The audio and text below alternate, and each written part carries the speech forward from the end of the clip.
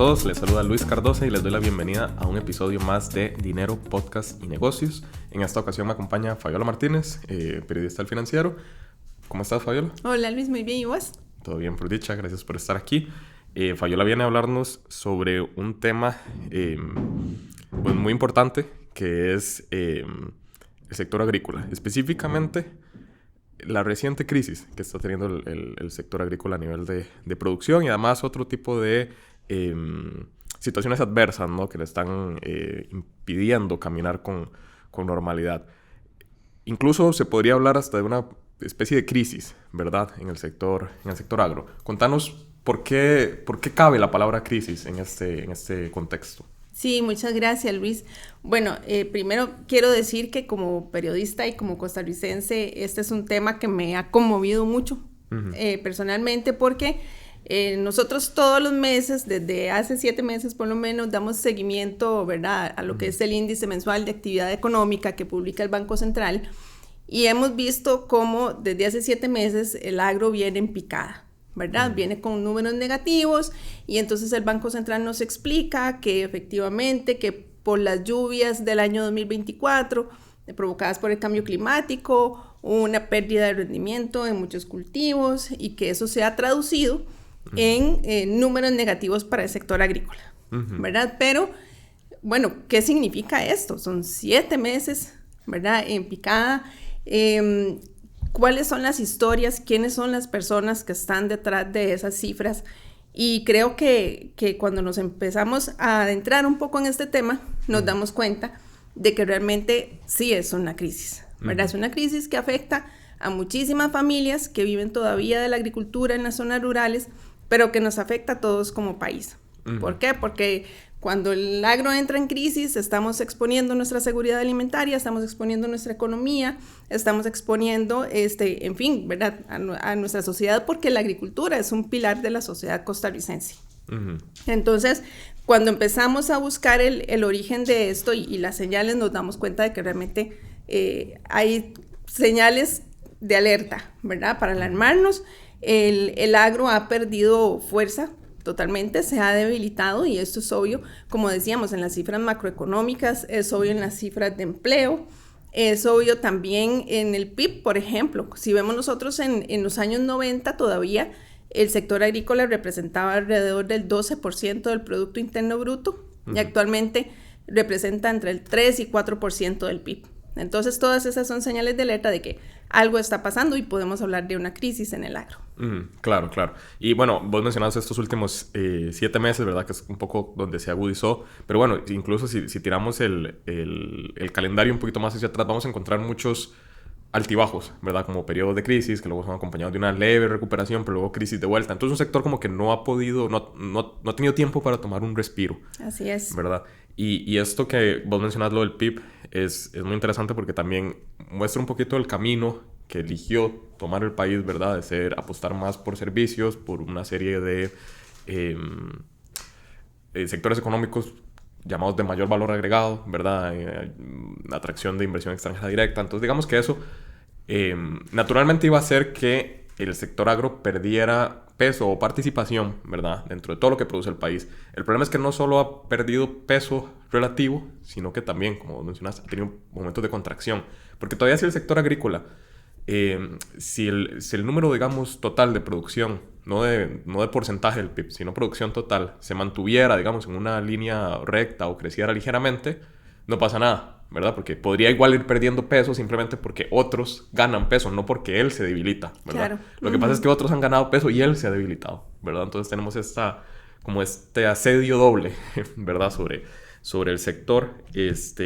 También, Fabiola, quería preguntarte cuáles elementos has encontrado, digamos, que explican esa caída del sector agrícola. Sí, y es muy importante cuestionarnos esto porque, como te decía, bueno, el Banco Central nos dice es que en el 2024 llovió mucho. Sí, pero bueno, esto no viene de 2024, viene de mucho más atrás. Y cuando vemos realmente dónde está el origen de esta crisis, podemos incluso remontarnos a nuestra historia del siglo pasado, que vemos que antes Costa Rica en algún momento apostó a un modelo agroexportador, después a un modelo de sustitución de importaciones, ¿verdad? Mientras que ya en los años 80 le apostamos a un modelo de apertura comercial, ¿verdad? Que esto es, bueno, insertarnos más en los mercados internacionales, atraer inversión extranjera directa, amparada en las zonas francas, por ejemplo. Y a partir de entonces vemos cómo en Costa Rica existe una especie de economía dual, ¿verdad? Donde tenemos un régimen especial de zonas francas que crece rápidamente y que, ¿verdad?, dinamiza. Mientras que tenemos un régimen definitivo al que pertenece el sector agrícola, que viene decreciendo, ¿verdad? Que crece cada vez menos. Y bueno, ¿qué es lo que pasa? Resulta que cuando apostamos por este modelo de apertura comercial, le apostamos también a una agricultura más basada en productos de exportación. Por ejemplo, la piña y el banano, ¿verdad? Que todavía siguen siendo productos muy importantes, el café, por ejemplo. Mientras que descuidamos la producción para el consumo local.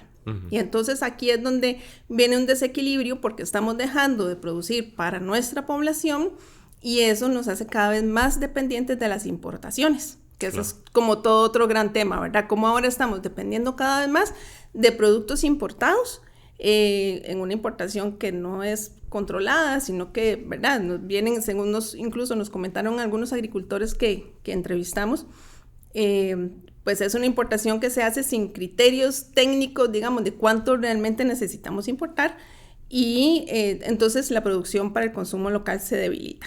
Eso se ve, por ejemplo, en cómo ha crecido la importación de papa, de cebolla, de frijoles, de arroz. Claro. Y es que, a ver, el tema aquí no es elegir, digamos, que solo porque elegimos, ¿verdad? El modelo de apertura y elegimos también la atracción de inversión extranjera directa, pues no significa que había que abandonar el otro sector, que creo que ese es como el problema de lo que reclaman. No es nosotros queremos volver a ser el protagonista, es nosotros queremos subsistir, ¿verdad? Por ahí va un poco el tema.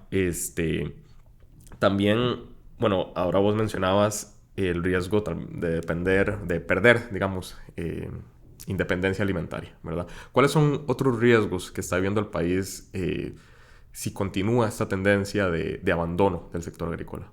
Sí, eso que decías es muy importante porque si no se trata como de, bueno, entonces escogemos sector definitivo, sector, ¿verdad? No se trata de eso, sino que realmente ha habido un descuido de nuestro sector agrícola, que eso se ha traducido en muy altos costos de producción que enfrentan nuestros agricultores, en una alta cadena de intermediación, en una muy baja productividad, ¿verdad? Entonces, y en falta de políticas, además, de falta de políticas y de programas dirigidos a apoyar el agro.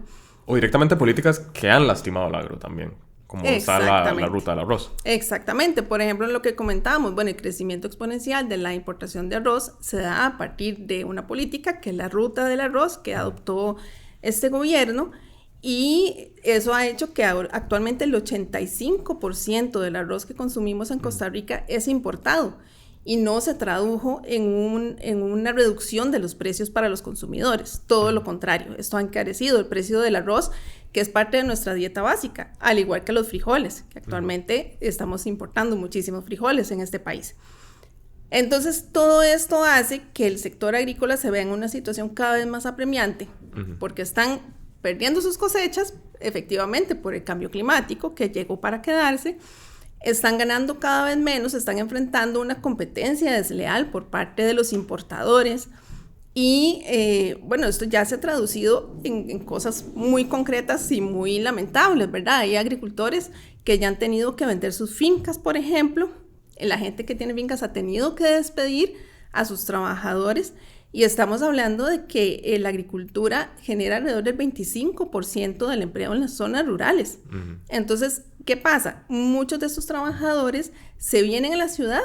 Recordemos que es lo que llamamos mano de obra no calificada, porque hay gente que tiene muchísimo conocimiento y experiencia en la agricultura, pero no en otras áreas, ¿verdad? Entonces vienen a San José y generalmente tienen que conformarse con empleos muy mal remunerados.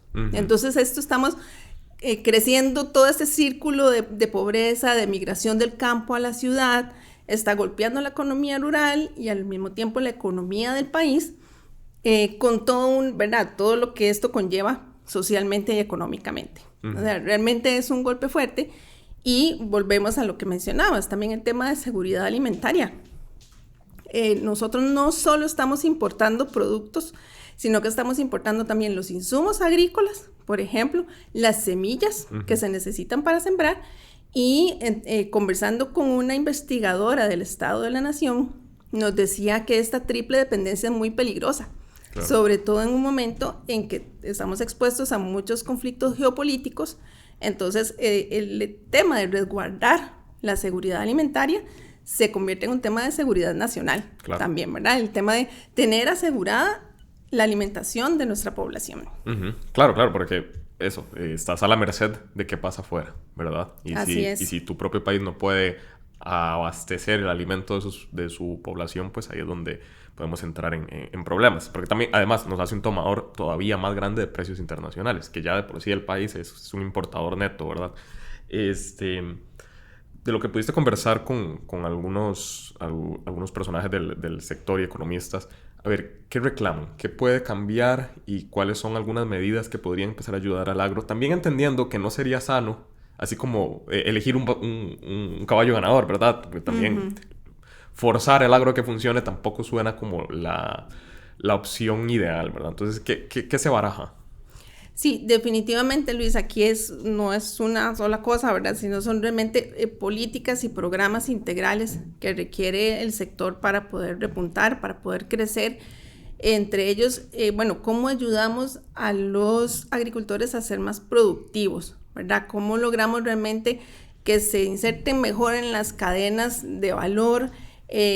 Cómo poder reducir esa cadena de intermediación para que ellos puedan tener un contacto más directo con el consumidor, para que puedan también asociarse, porque también eso nos mencionaba un economista de la Universidad Nacional, nos decía aquí los agricultores están de pronto muy segmentados, ¿verdad? Estamos hablando de fincas muy pequeñas, pero si logramos que ellos se asocien en un modelo cooperativo, en otro tipo de modelo donde puedan escalar su productividad, donde puedan vender mejor, entonces eso los va a fortalecer.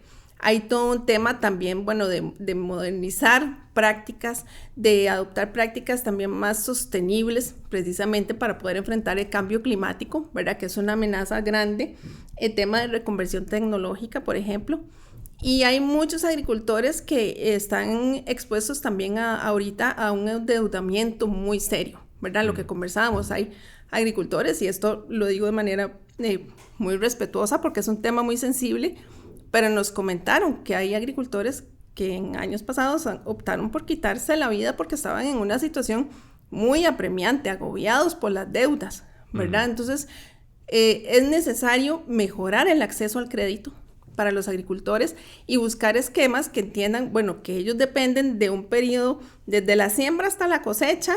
Son 6 meses por lo menos para poder obtener sus réditos, y además muchas veces no saben qué va a pasar a cabo de esos 6 meses, ¿verdad? Si se endeudaron, entonces es necesario un esquema realmente de crédito que tome en cuenta esto.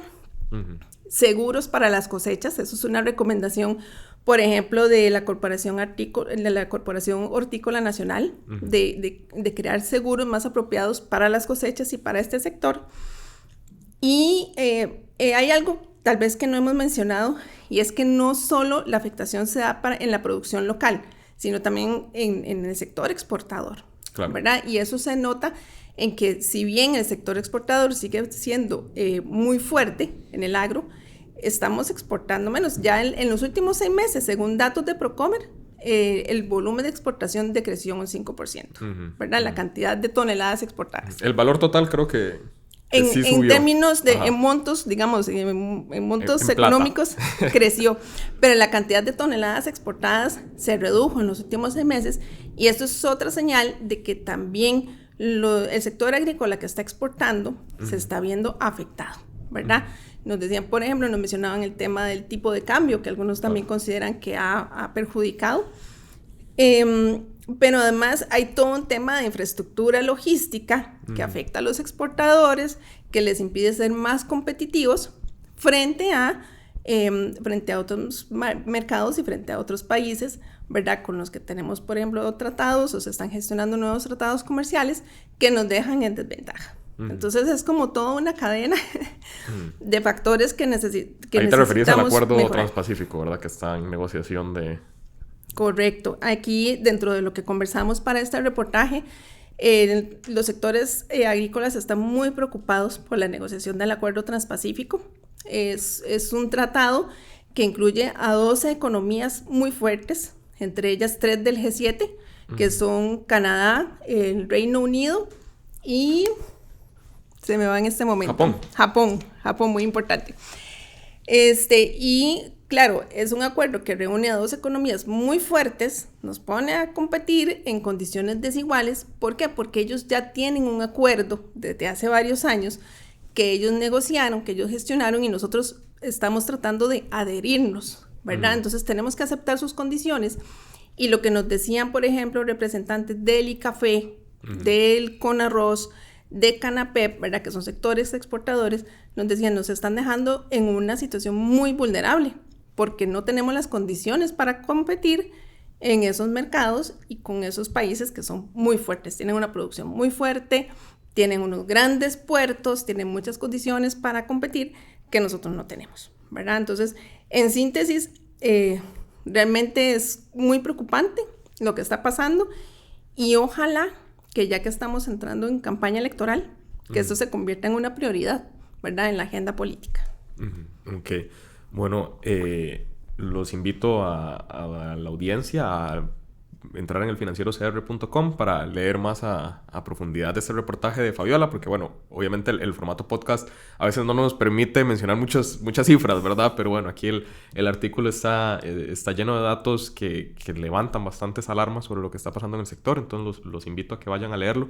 Le agradezco a Fabiola aquí de acompañarnos en el tiempo y explicar pues de forma tan precisa, digamos, qué es lo que está pasando con este sector. Muchas gracias a nuestros lectores y seguidores. Gracias, Luis. Gracias a vos. Con esto nos despedimos. Esperamos verlos en el próximo episodio de Dinero, Podcast y Negocios.